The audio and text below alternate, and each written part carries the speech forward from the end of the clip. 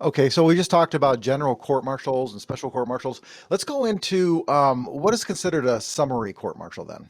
Okay, well, a summary court martial is not going to be a conviction on your record typically. And I say typically because there are a few exceptions to that. But a summary court martial, you're not going to have a judge, you're not going to have a jury, you're going to have someone that's going to be appointed as the summary court martial officer. This is typically going to be it could be a major, it could be a lieutenant colonel, but it's going to be an officer who doesn't have legal training. He's going to hear the case. So it's really unique to the military.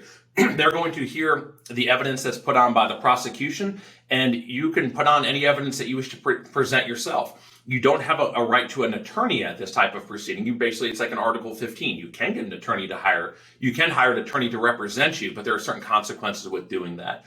So think about this as very similar to an Article 15 or an NJP, but you can be sentenced to 30 days in confinement, which is the maximum. Interestingly, though, the punishments are different based on your rank.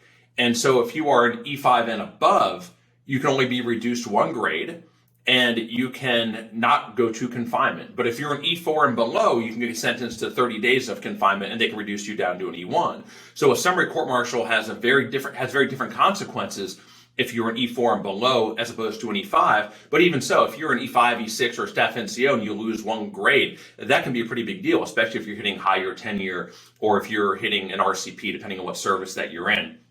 But the bottom line with a summary court martial is that it is not typically going to be a conviction that's going to show up on your record. You don't get a right to a jury. It is like an NJP, but it is outside of the chain of command. And the final thing I'll say about the summary court martial is really designed to take it out of the chain of command's hands. How many times do you have a Marine that will call me and say, listen, I've got this NJP, but there's no freaking way the battalion commander or my commander is going to give me a fair shake. He thinks I'm a shitbag. He doesn't think I'm a good Marine. He's going to find me guilty automatically.